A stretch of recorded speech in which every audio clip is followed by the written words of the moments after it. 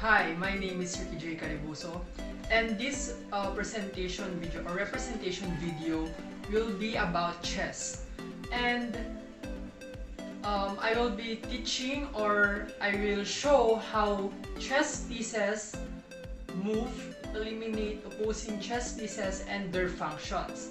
But disclaimer, I am not a professional chess player, and so my skills and techniques are maybe called as only mediocre. So without any further ado, let's go to the chessboard. So guys, this is a chessboard. This is one type of chessboard. If you guys know, there is this one color that is not black but color green and white. Okay, so this is a 8 by 8 chessboard. Yeah, because that is the formal one. And as you guys can see here in a row, there is a letters, and here in a row, a column, rather, there are numbers. So what are the use of that? So the use of that is to record or to know the position of your chess piece. For example, you put A1 to A3 like that. That will be recorded in a sheet of paper, and the ones to be recorded there is the most recent piece or movement that you arranged your pieces or moved your piece. Okay, so guys, here are the chess pieces. So these are called the pawns. There are 16 in total pawns. The opposing one and the one or whatever it is. There are 8 pawns per row to be put, and there are 4 pieces of knights, 4 pieces of rooks, 4 pieces of bishops, 2 pieces of queen, and 2 pieces of king. Now I will tell you guys one by one their function and how do they move and how do they eliminate the opposing chess piece.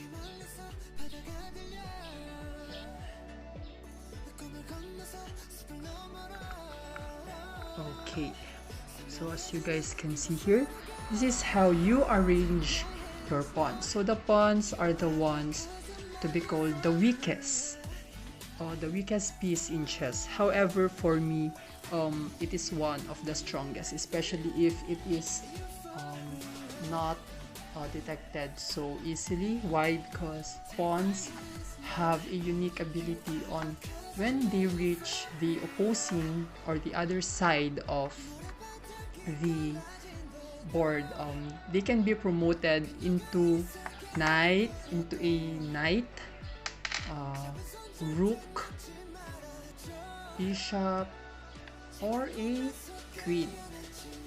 Okay, so now how do pawns move? There is only one way for them to move. Pawns always tend to move forward. Okay, so they can move forward by 1 tile, or they can move forward by 2 tiles. That is depending on the first move you do. Once you move a pawn 1 tile for the first time, you cannot move it 2 tiles ahead, because it will only depend on the starting line. Okay, so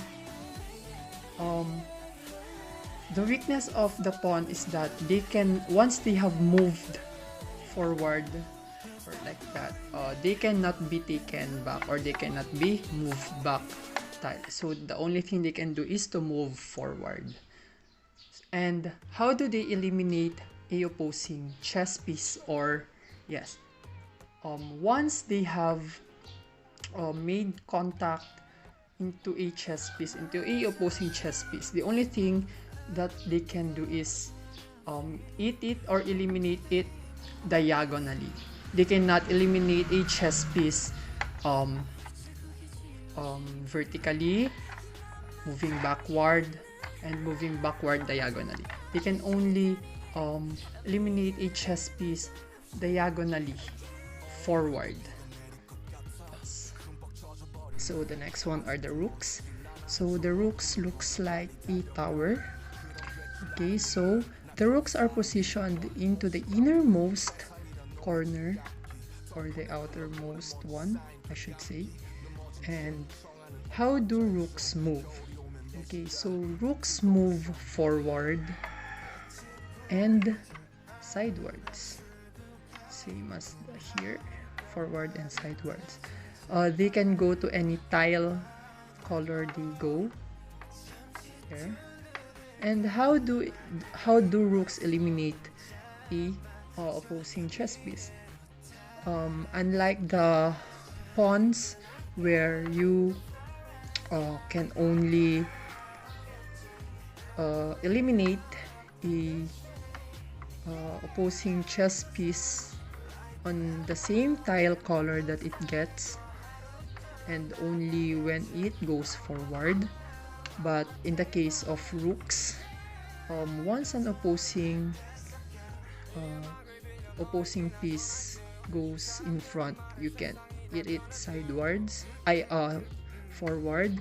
If a opposing chess piece here is located here, the rook can eliminate the chess piece sidewards. And if opposing chess piece is located here and your rook is here, you can eliminate the opposing piece by going backwards. So that is one good characteristic of rooks. Now next are the knights. They are called knights because, like the soldiers who rode, soldiers who rode with horses, they are called knights. Sorry. Now here, these are located on the letter B and letter G. So they are the second one next to the rooks, same as the opposing piece. Now one confusing thing about knights is that you can move them. Actually, not just confusing, but they are also one good strategy piece. Why? If you move them correctly according to how they move and how they function, you can eliminate or defeat your opponent. Now, the way they move or the way they function is that they move on a letter L basis. Now this one here, okay, if you guys can see, there are many ways to perform a letter L, but letter L here only consists of 4 tiles. The one it is standing here, letter B, and for example a normal letter L, B, C, D, that is already 3 tiles, and the one forward to it, one forward to letter D, will be the letter L. Here you can move the chess piece, letter L. You can also move the chess piece vertically, letter L, or you can move the chess piece here, or you can also move it here, as long as the chess piece is moving on a letter L basis. Now that is also one hard way to identify and to perform your strategies. If your opponent is here, of course, you can eliminate it by going onto a letter L. And also, knights can go back and forth to where it came from, unlike, again, pawns who cannot go backwards but only move forwards. So that's it for the knights. And one more thing about the knights is that they can go on, like rooks, just like our rooks here, knights can go on any tile color. Okay, that's it. Okay, so guys, the next chess piece are called the bishops. So they also look like towers with heads. So bishops are located on the third letter, or ABC. That if you will be placing them like that, you will always be the third after the rook. So they will be located here in this place. And now, one characteristic of a bishop is that they can move diagonally. Okay? They can move diagonally and they can go back and forth. However, they cannot go on any tile color. Once they go to this color of tile, they can only move on that tile color. But one good thing is that they can move back and forth. That is also how they eliminate opposing chess pieces, like that. If a chess piece is here on this color, they cannot eliminate it because they are not on its diagonal path. But once they go into their diagonal path or tile color, they can just go diagonally and eliminate it like that, and move backwards, and you can eliminate your opponents. That's it for the bishops. The only weakness is that they cannot go to other tile color, unlike the knights, rook, and the pawn. Once they move, they cannot go to any tile color. Okay, so the last two but not the least are the queens and the kings. So the king and queens are the most important one, especially the king, because the king is the ones to be protected, and the winning piece of will be the deciding piece of the game, and the queen pieces will are called the most dominant or the most useful piece in chess, because they are very multifunctional, so they are placed always beside. So for this, the queen will always be beside the king. So from A to C, the position of the king will always be D, and the position of the queen will always be E. That is the rule of the game. And now, first and foremost, okay, so the king first. The king, since it is the ones to be decided, to be protected, the king can go to any tile. However, unlike the rooks, knights, and bishops, the king is like a pawn where it can only move one tile at a time. It can move forward and backward, but only one tile at a time. Unlike the other special pieces, rook, knights, and the bishop. Sorry. Now, setting the kings aside, the queens. Why are they the most useful and most dominant onto the game? It is because they can move on any tile they want. However, they cannot, unlike the knights, the queens cannot move on a letter L basis or letter L movement. However, they can move like rook, sidewards, forwards, and backwards. And of course, they can eliminate their opponents by sidewards and forward, backward. They can also go diagonally on any tile color. For example, the queen stops at a white color.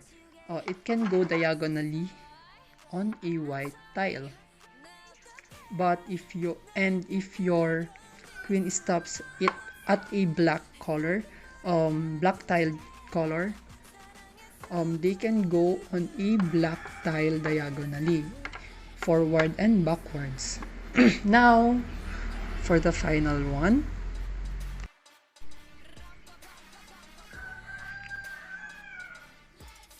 Guys, so here Again, let's have a little preview.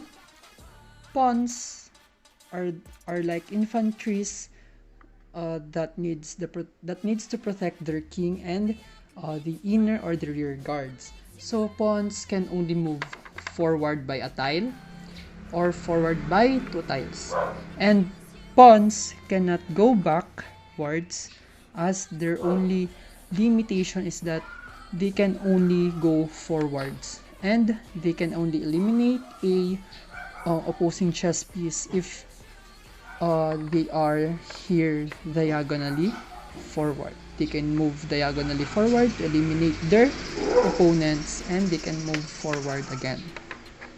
Now next are the rooks. Okay, so guys, rooks can go forward, backward, and sidewards. And rooks can eliminate their opponents' piece by going forward, eliminating them going forward, or eliminating their opponent's piece backwards. Okay, so next are the knights. So the knights can go to any piece or any tile color, but they must move in a letter L basis. They can move letter L here, they can go here, here, here. As long as it is on letter L basis, they can also eliminate their opponents as long as it is letter L. If chess piece is here, you can go and eliminate using your using knights by going there. So one more thing is that here in chess, you cannot go forward if your chess piece is blocking the path of your another chess piece. For example, your pawn is here, your rook cannot move forward here because your chess piece is blocking it. However, the same goes for the bishop, king, and the queen. However, for the knight, it can get past through it because it needs to go in a different path, which is the letter L, movement by letter L. That is one good piece that can change the game or change the tide of the game. Okay, so next is the bishop. Again, they cannot go forward if they are blocked. This bishop is located onto the letter C tile or column, which means it is on the color black. So bishops can only go diagonally forward and backward in a tile that they are assigned to. Next is the king. No, the queen. Okay, so the queen can move horizontally, vertically, forward, backward, diagonally, and can go to any color. It can move by a lot, and it can move by a single tile at a time. So that's it again for the functions and for the way of eliminating your chess piece opponent. Now let's go to the kings. Okay, so the main goal in doing chess is not to eliminate as many pieces as possible, but that is to keep in mind that the board game chess is actually a war board game. Why? Because what you needed to do is to keep the king in check, or keep the king cornered, so that if it moves to whatever path it wanted to take, it cannot move forward but to only admit defeat, because the king doesn't have any of the infantries or any of the chess pieces to protect it. That is why the elimination of chess pieces are only secondary. But the first most important thing to do is to make sure that the king is protected at all times. That is why each and every chess piece here in the board are very important. However limited or however good they are, as long as you have a winning strategy or a strategy to repel and to compete with your opponent, you can make their king be checkmate and win the board game, the chess. Okay, so that's it for this video. Thank you very much for watching. Finger heart.